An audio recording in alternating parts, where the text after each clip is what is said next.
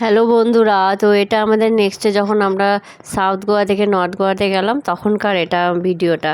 তো দেখো এই যে হোটেল রুমটা দেখছো কত সুন্দর, রুমটা খুব সুন্দর, সমিত হোটেল ছিল, খুব সুন্দর রুমটা, বাথরুম টাথরুম সব সুন্দর, খুব সুন্দর চারিদিকে, মানে ভিউটাও এত সুন্দর, বাইরের থেকে ভিউটাও খুব ভালো লাগছে ওখানে।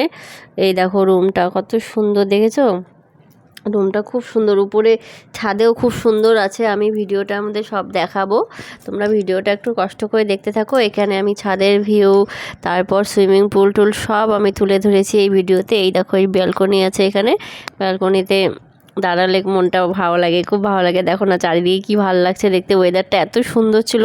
আমরা ডিসেম্বরে গেছিলাম, ডিসেম্বরের ফার্স্ট উইকেই গেছিলাম।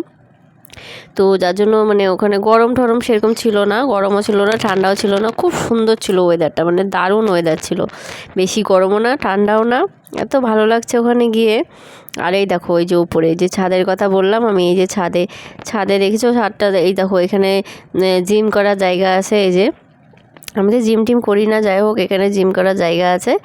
আর তারপরে এইখান দিয়ে এখানে এই উপরে এই দিক দিয়ে গিয়ে এখানে বসার জায়গা আছে, এখানে বার টাইপের আছে, এখানে বার আছে, এখানে বসে সবাই এনজয় করে, খাওয়া দাওয়া করে, এই যে টেনিস ফেনিস খেলে ঠেলে আর কি।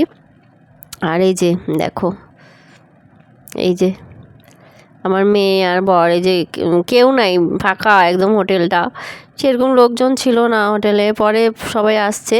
এখানে দেখো কি সুন্দর বসার জায়গা টাগা আছে, এই যে এখানে সব সাজানো আছে বারে, এখানে খুব সুন্দর করে সাজায় রাখছে। তো যাই হোক আমরা এখান থেকে খাওয়া দাওয়া সেরকম কিছু করিনি।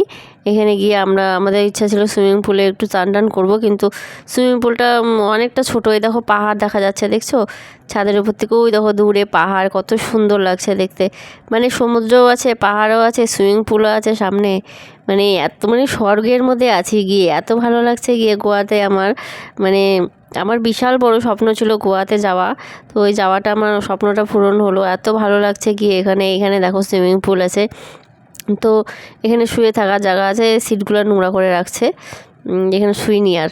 তো সুইমিং পুলেও আমি নামিনি, যেহেতু সুইমিং পুলটা অনেকটা ছোট ছিল। এখানে দেখো সুইমিং পুলটা কতটা ছোট, ওইদিকে যাওয়া যায় আরও কিছুটা, তো আমি নামিনি, অনেকটা ছোট মনে হলো, তার জন্য আমি নামলাম না এত ছোট সুইমিং পুলে। তো নামার জন্য আমি গেছিলাম কিন্তু নামলাম না।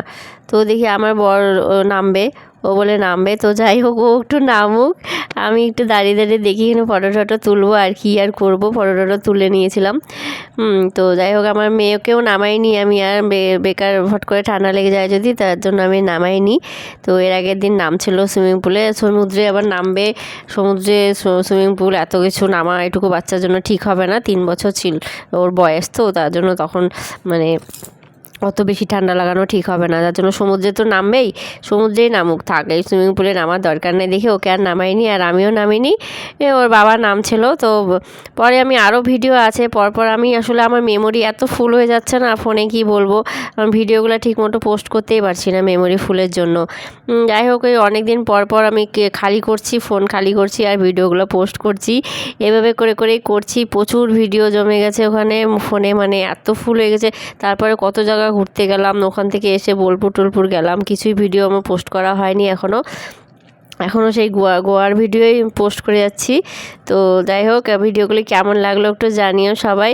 ওকে tata bye bye, next video আবার আসবে, তুলে ধরবো আমি সবার।